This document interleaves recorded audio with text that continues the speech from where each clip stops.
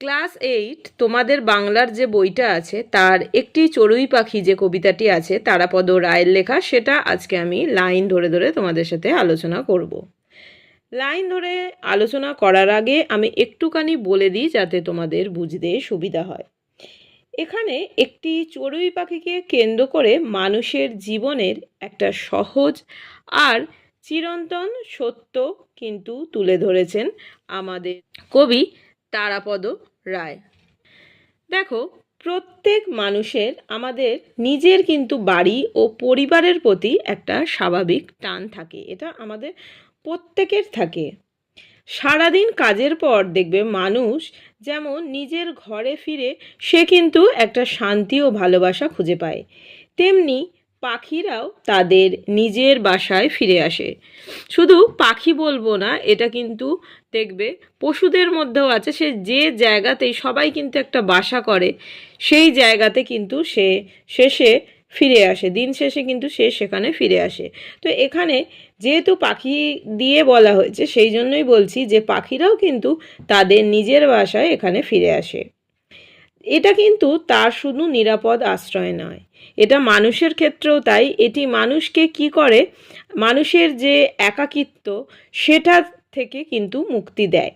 কেননা আমরা যখন বাড়ি ফিরি তখন শুধু তো আমরা থাকি না, আমাদের যে প্রিয় মানুষরা আমাদের সাথে যারা থাকে তারা কিন্তু বাড়িতে থাকে, সেই জন্য একাকিত্বটা ঘুচে যায়। কবি মনে করেন জীবনের একাকিত্ব দূর করতে চড়ুই পাখি উপস্থিতি একটি বিশেষ ভূমিকা আছে। তো যাই হোক, এবার আমি তোমাদের সাথে লাইন ধরে ধরে এটা আলোচনা করছি যাতে তোমাদের বুঝতে আরও সুবিধা হয়। দেখো, এখানে বলেছে চতুর চড়ুই এক ঘুরে ফিরে আমার ঘরেই বাসা বাঁধে। প্রথমেই বললাম যে বাসা কথাটির মধ্যে তাহলে আমরা বুঝতে পারছি একটা নিরাপদ আশ্রয়, যে একটা কমফোর্ট জোন, যে সেই বিষয়টা কিন্তু লুকিয়ে আছে। এখানে পাখিটি দেখো জনহীন পরিবেশে কবির যে ভাঙাচোরা ঘর সেখানে আশ্রয় নিয়েছে। তো দেখো, সে যেন জানে যে একাকিত্ব কবিকে এমনই গ্রাস করেছে যে চাইলেও কবি তাকে তাড়িয়ে দেবেন না। তার বুদ্ধির যে জোর, সেই জোরে সে যেন কবি মনকে বুঝতে পারছে।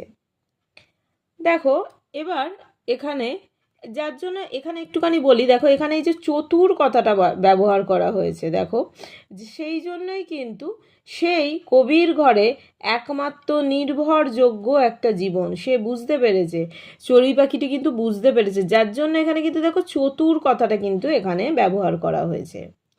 তারপরে কি বলছে দেখো, অন্ধকার ঠোঁটে নিয়ে সন্ধ্যা ফেরে যেই সেও ফেরে, এ বাড়ির খড়কুটো ও বাড়ির ধান ছড়ায় শব্দের টুকরো ঘর জুড়ে কিচিমিচি গান।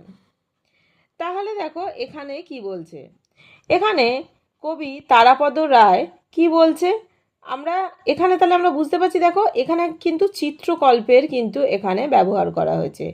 এখানে সন্ধ্যা ফেরে মানে সন্ধ্যায় যে হয়ে আসছে, মানে সন্ধ্যের যে আগমন, সেই অর্থে কিন্তু এটা ব্যবহার করা হয়েছে।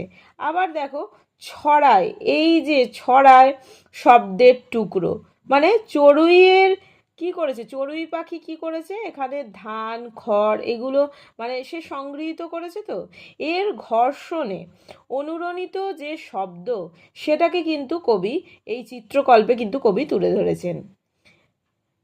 তাহলে আমরা এখানটাও আশা করি বুঝতে পেরেছি। আমি আরেকটু তোমাদের ভালো করে বুঝিয়ে দিই তা যাতে ব্যাপারটা পুরো ক্লিয়ার হয়ে যায়। তাহলে আমরা এখানে বুঝতে পারছি যে এই কবিতায় চড়ুই পাখি যে আশ্রয় নিয়েছে, চড়ুই পাখির দৈনন্দিন জীবনযাপনের যে চিত্র সেটা কিন্তু আমরা এখানে দেখতে পাচ্ছি।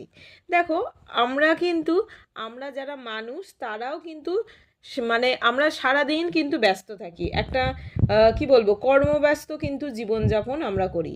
এখানে কিন্তু সেই ছবিটাও কিন্তু আমরা দেখতে পাচ্ছি ফুটে উঠেছে। কিন্তু আমি আগেও বলেছি যে দিনের শেষে কি হয়, আমরা যে যার বাড়ি ফিরি, তাহলে দিনের শেষে যখন প্রকৃতির বুকে সন্ধ্যা নেমে আসে তখন কি হয়, সারাদিনের যে বাইরের যে জীবন ধারণের প্রয়োজনীয় প্রয়োজন থাকে সেগুলো কাটিয়ে কিন্তু আমরা সবাই ঘরমুখী হই। এখানে কিন্তু চড়ুই পাখিও কিন্তু সেইটা করছে। সে কিন্তু সন্ধে হয়ে গেছে যখন তার বাসায় ফিরছে। এবার বাসাকে সুন্দর করে গড়ে তোলার জন্য সে কী করছে, সে খড়কুটো নিয়ে আসছে, তাই তো? সে খড়কুটো নিয়ে আসছে, আর কি নিয়ে আসছে দেখো, নিয়ে আসছে আহারের জন্য ধান। এই সব নিয়ে একটা নানা রকম ধ্বনি, এই যে ঘর জুড়ে কিচিমিচি গান, মানে একটা নানা রকম ধ্বনি, যেটা মানে কিচিরমিচির গান কি হচ্ছে, কবির ঘরে একটা অপূর্ব একটা কি হচ্ছে, একটা ঐক্যতান বেজে উঠছে।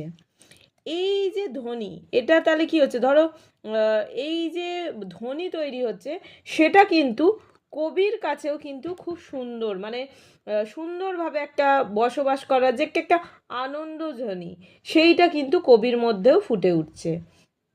তাহলে কবি এই যে চড়ুই পাখির প্রাণস্পন্দন, সেটাকে কিন্তু গভীরভাবে এই যে সমস্ত শব্দ তার মধ্য দিয়ে তিনি কিন্তু অনুভব করেছেন, সেটাই কিন্তু এখানে বোঝানো হয়েছে।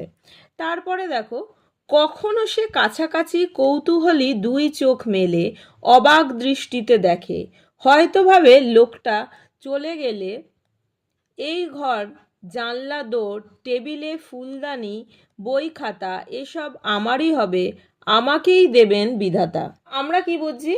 পাখিটি মনে করে বিধাতার কৃপায় কবির অনুপস্থিতিতে এই কক্ষের সব কিছুই তার হয়ে যাবে। কি কি সেইগুলো আমরা এখানে দেখছি। টেবিলে রাখা ফুলদানি, বই খাতা, তারপরে হচ্ছে দেখো যাবতীয় সামগ্রী এখানে আমরা দেখতে পাচ্ছি। দেখো এখানে একটুখানি বলি, সাংসারিক জীবনের টানাপোড়েন অনেক সময় মানুষকে কিন্তু বিপর্যস্ত করে দেয়, কিন্তু এখানে নিঃসঙ্গ এক মানুষের একাকিত্ব বড় বেশি করে পাঠকের হৃদয়কে কিন্তু নাড়া দিয়েছে, এটা আমরা দেখতে পেয়েছি। এই যে একাকিত্ব কখনো এতটাই প্রবল হয়ে উঠেছে যে একটি চড়ুই পাখির এই যে কক্ষে না থাকা কবি মনকে কিন্তু উতলা করে তোলে। আমরা মনে করি কোনো মানুষ এক মুহূর্তে অন্য মানুষের সহযোগিতা, সহৃদয়তা, ভালোবাসা পেলে তার অন্তরে আনন্দে পূর্ণ হয়ে ওঠে। বিশেষত দেখো, এটা যখন জীবনের শেষ লগ্নে কোনো কোনো ক্ষেত্রে এই একাকিত্ব প্রবল হয়ে ওঠে, তখন একটা চড়ুই পাখির কক্ষে আনাগোনা বাসা প্রস্তুত কবি মনকে কিন্তু ভরিয়ে তোলে। একা থাকার কষ্ট খানিকটা তিনি ভুলে থাকেন। আবার কার্নিশে বসে চাহনিতে তাচ্ছিল্য মজার ভাবটা যেন এই বাজে ঘরে আছি নিতান্ত মায়ার, শরীর আমার তাই। তাচ্ছিল্য ভরা দেখো মজার চাহনিতে তাকিয়ে চড়ুই পাখিটি যেন অবজ্ঞার সঙ্গে এমন অভিব্যক্তি প্রকাশ করে যে নিতান্ত দয়ার শরীর বলেই কবির নিঃসঙ্গতা অনুভব করে সে অন্যত্র চলে যায়নি।